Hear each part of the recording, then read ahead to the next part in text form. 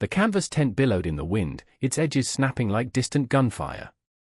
Inside, Matilda Pierce moved with practiced efficiency between rows of wounded men laid out on canvas cots. December 1944 had brought not just biting cold to their field hospital 20 miles from the German border, but a seemingly endless stream of casualties from the surprise German offensive that would later be called the Battle of the Bulge. "Water," a soldier croaked, his parched lips barely moving.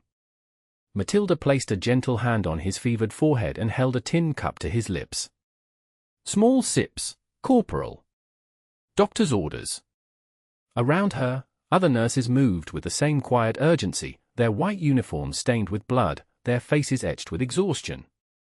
Outside, ambulances continually arrived, bringing more wounded from the front lines, their engines cutting through the perpetual whine of distant artillery. "Lieutenant Pierce." The sharp voice of head nurse Captain Eleanor Ramsey cut through the murmur of pain and quiet conversation. "Colonel Whitney needs all available staff for triage. The Germans broke through near Bastogne. We've got more incoming." Matilda nodded, placing the water cup beside the sleeping soldier. She followed Captain Ramsey through the makeshift ward to the receiving area, where ambulances were already unloading the wounded onto stretchers. The bitter cold hit her face like a slap as she stepped outside, her breath clouding before her. "Severe abdominal wound, probable internal bleeding," called a medic, as two orderlies carried a stretcher past her. "Chest wound, collapsed lung, priority 1, shouted another. Matilda moved to the nearest stretcher, assessing a young private with a mangled leg. "This one to surgery immediately," she instructed, applying a quick tourniquet above the wound. The work continued for hours, a grim procession of broken bodies and desperate men. As darkness fell, the temperature plummeted further, and the hospital generators hummed to power the few electric lights they had. It was well past midnight when the last ambulance of the night arrived. Unlike the others, this one came with only a driver, no accompanying medic. "Found him near a destroyed half-track about 5 miles east," the driver explained, jumping down from the cab. "He was the only one alive. Looks German to me, but he needs medical attention bad. Battalion commander said to bring him in." Matilda approached the back of the ambulance as the driver opened its doors. Inside lay a man in a blooded German uniform, unconscious, his face ashen beneath a layer of dirt and dried blood. "Lieutenant Pierce, step aside," ordered Major Winters, the chief medical officer, who had appeared behind her. He glanced briefly at the wounded German. "We'll stabilize him, but he goes straight to the POW processing area. Our boys come first." "Yes, sir," Matilda replied, but she couldn't help noting the pallor of the German soldier's skin and the alarming pool of blood beneath him. He looked young, perhaps no older than 25, with dark blonde hair matted with blood from a head wound. Two orderlies transferred him to a stretcher, and as they carried him to the triage area, Matilda followed. Major Winters conducted a quick examination. Shrapnel wounds to the left side, probable punctured lung, concussion, he dictated as Matilda made notes. "Start him on plasma, clean and dress the wounds. Lieutenant Pierce, you handle this one. I'm needed in surgery." "Shouldn't he go to surgery as well, sir?" Matilda asked, concerned by the bubbling sound in the German's breathing. "When we have time," Major Winters replied curtly. "The OR is backed up with our own men. He'll wait." Matilda nodded, though her medical training rebelled against the decision. As Major Winters walked away, she directed the orderlies to place the German in a small supply tent that had been converted to house enemy wounded. Unlike the main wards, it held only 3 other patients, all stabilized and awaiting transfer to a POW camp. Working swiftly, she cut away the German's blooded uniform, jacket and shirt.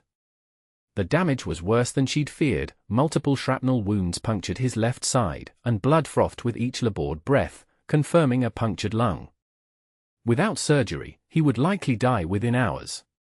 As she cleaned the wounds, the German's eyes fluttered open, pale blue, disoriented, and filled with pain. "Sie sind in Sicherheit," she said in halting German, telling him he was safe. Her college German was rusty but adequate. He blinked, focusing on her face with effort. "Krankenschwester," he whispered, recognizing her as a nurse. "Yes," she replied in English. "You're in an American field hospital. Try not to speak." Fear flickered across his face, but weakness overcame it, and his eyes closed again. Matilda worked quickly, inserting an 4-line for plasma, cleaning his wounds, and administering what painkillers she could spare. All the while, she monitored his breathing, which grew more labored by the minute. She returned to the main ward to fetch more supplies and encountered Captain Ramsey. "How's our German guest?" the head nurse asked. "Critical," Matilda replied honestly. "He needs surgery for a chest wound. His lung is filling with blood." Captain Ramsey's expression hardened. "You know the protocol, Lieutenant. Enemy wounded receive treatment after our men. He'll have to wait." "He won't survive the night without intervention," Matilda pressed. "That's not your concern," Ramsey replied. "We lost 17 American boys today, and we have 30 more fighting for their lives. Focus on them." Matilda bit back further protest, gathered her supplies, and returned to her patient. His condition had deteriorated in just the few minutes she'd been gone. His breathing was more shallow, his pulse rapid and thready. Death was circling him, waiting. She sat beside him, monitoring his vital signs, knowing she was essentially watching him die. Outside, the wind howled through the pines, carrying the distant rumble of artillery. Inside the small tent, the only sounds were the German soldiers' labored breathing and the occasional moan from one of the other patients. Around 3 a.m., his eyes opened again, clearer this time. He looked at Matilda, recognition dawning slowly. "Americaner," he murmured. "Yes," she confirmed. "American." He swallowed with difficulty. "My name is Lukas Müller," he said, voice barely audible. "I'm Matilda," she replied, adjusting his 4. "Lieutenant Pierce. U.S. Army Nurse Corps." "Dank," he whispered. "For helping." His English surprised her. "You speak English?" A ghost of a smile touched his pale lips. "University, before the war. English literature." His words came between gasping breaths. "Shakespeare. Hemingway." Something shifted in Matilda's chest. Not just a nameless enemy soldier anymore, but a university student who read Shakespeare and Hemingway. A person. "Save your strength," she instructed, checking his bandages, which were already seeping blood again. "Am I dying?" he asked directly. Matilda hesitated, then answered honestly. "Yes." "Without surgery." He nodded slightly, accepting this without visible fear. "May I have paper? To write to my family." The simple request broke something in her. This man, this enemy, had parents somewhere, perhaps a sweetheart or a wife, who would receive a cold telegram about his death in a foreign land. Just like the American boys in the next tent. "I'll try," she promised, though she knew writing materials were strictly controlled for POWs. Lukas closed his eyes again, slipping back into unconsciousness. Matilda checked his pulse, weaker still.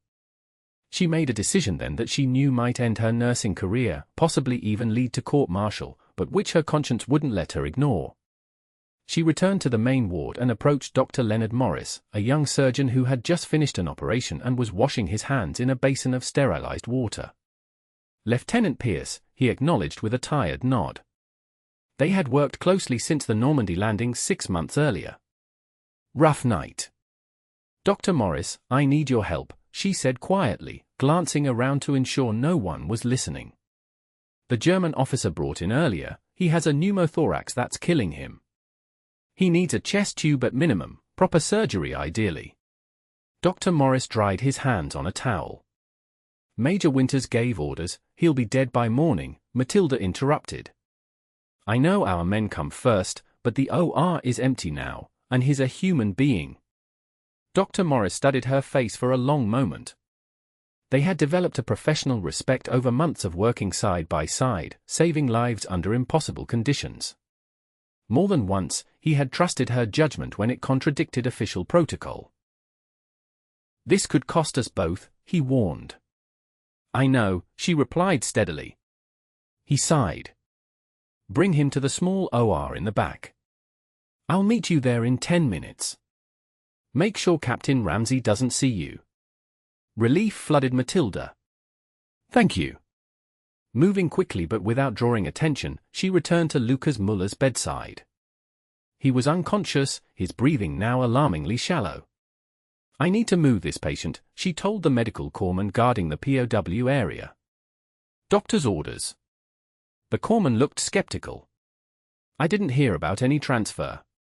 Emergency procedure, Matilda improvised. Major Winters authorized it.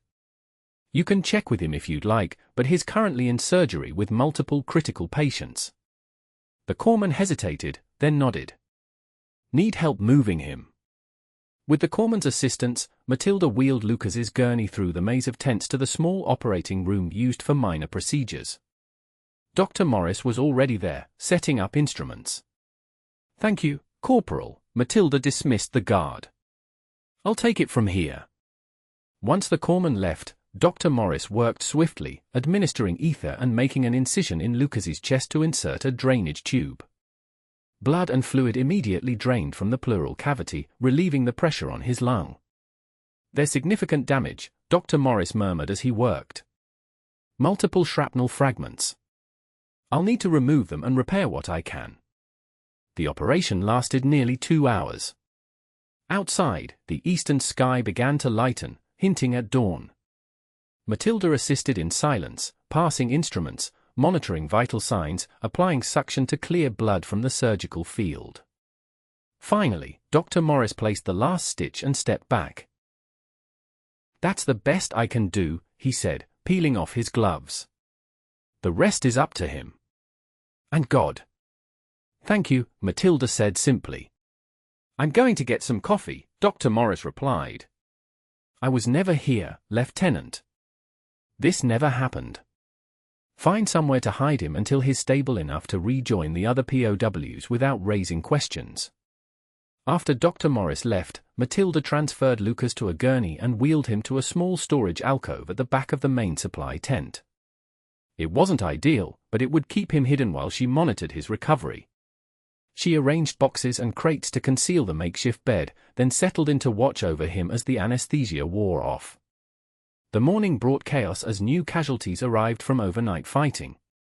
Matilda split her time between her regular duties and checking on Lukas, telling colleagues she needed supplies whenever she slipped away to the storage area. By midday, he had regained consciousness, weak but lucid, his breathing easier with the chest tube in place.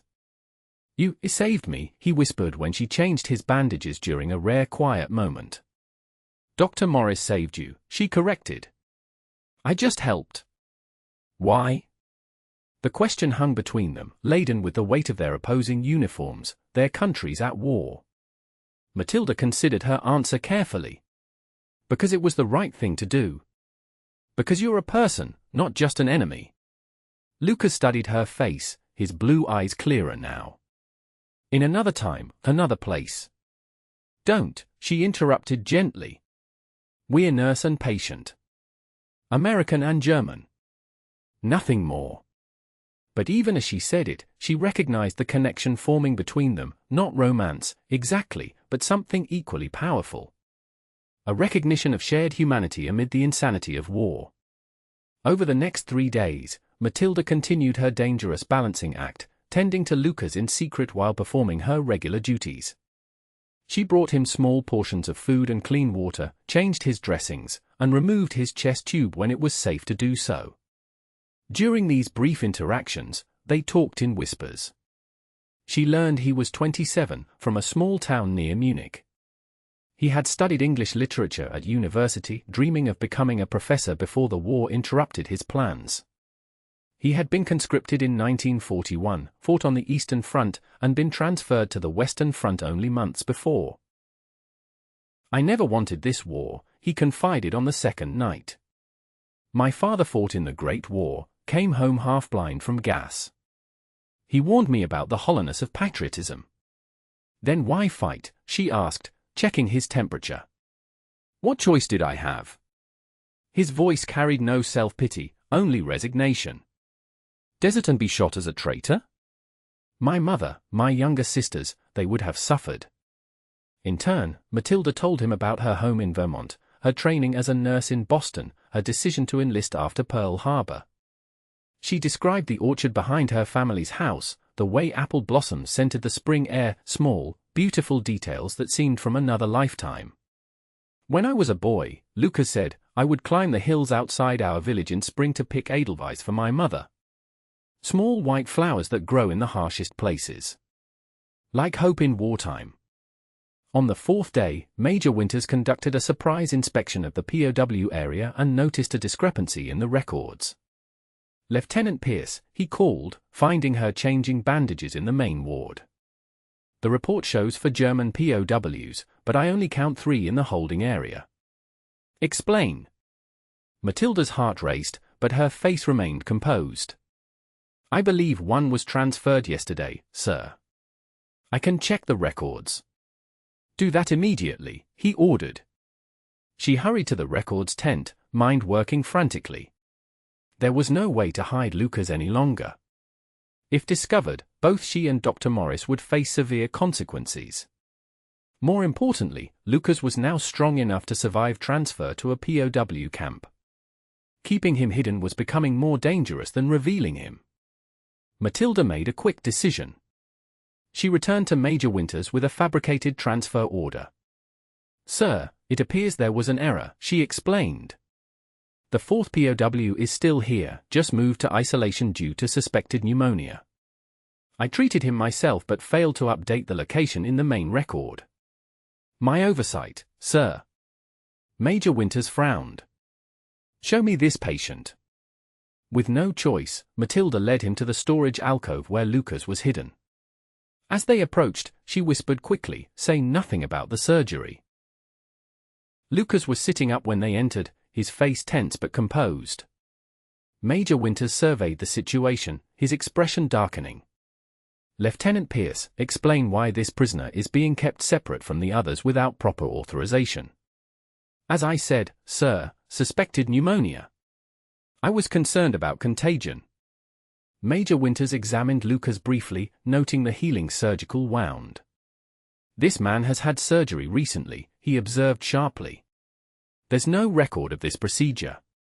Emergency intervention, sir, Matilda replied, maintaining her composure despite her racing heart. He had a pneumothorax. Dr. Morris performed the procedure. Without my authorization. Major Winters's voice was dangerously quiet. The situation was critical, sir. There was no time to locate you. Major Winters straightened. Lieutenant Pierce, report to my office immediately. Orderly, he called to a passing corpsman. Return this prisoner to the POW area and prepare all German wounded for transfer. The convoy to the rear echelon POW camp arrives at 1600 hours. As the orderly helped Lukas to his feet, Matilda's eyes met his briefly. Something unspoken passed between them, gratitude, regret, a recognition of paths that might have crossed differently in peacetime.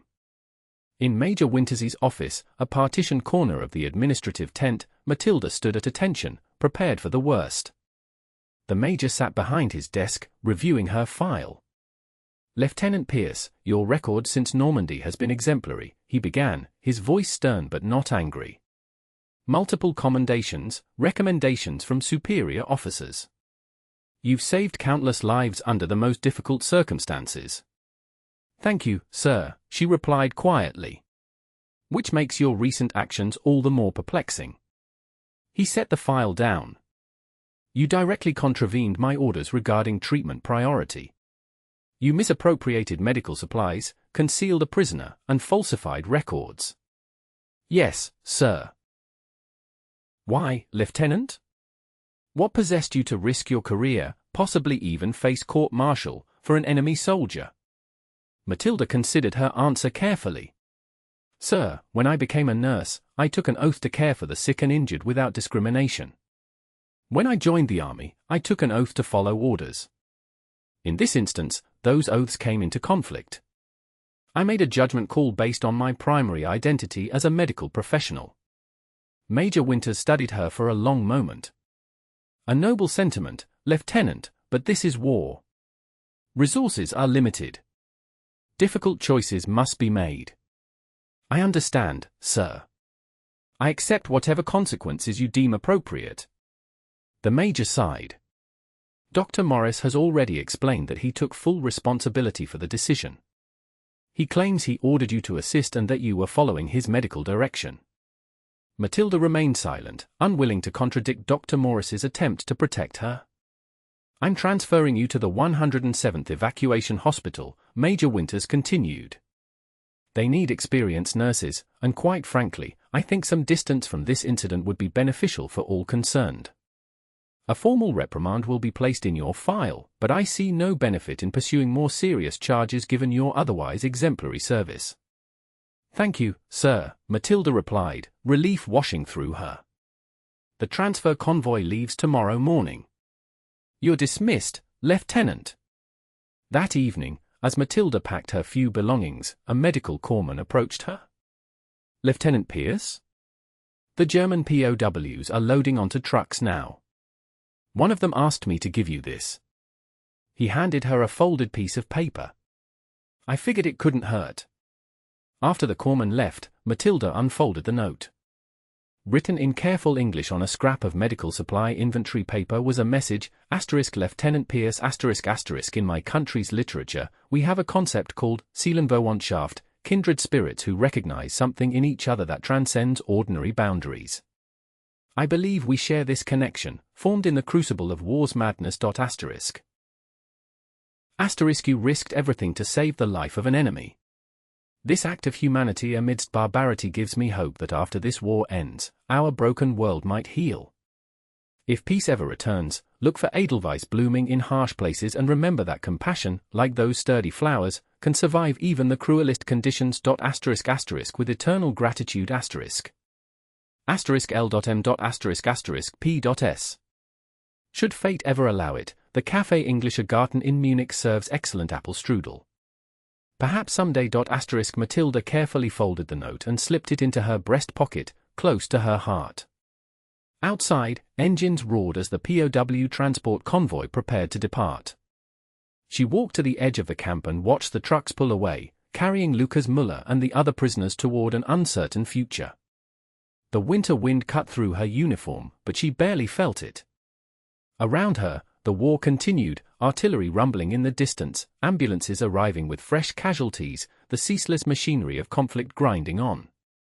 Yet something had shifted within her, a quiet defiance against the dehumanizing logic of war.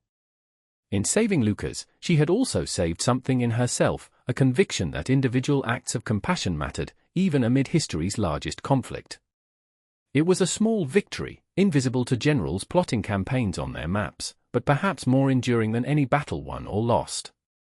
The following morning, Matilda boarded a truck bound for her new assignment. As the vehicle wound through the snow-covered Ardennes, she caught sight of small white wildflowers somehow blooming despite the winter cold, pushing through the frost like tiny beacons of persistence. Though not Edelweiss, they reminded her of Lukas's words.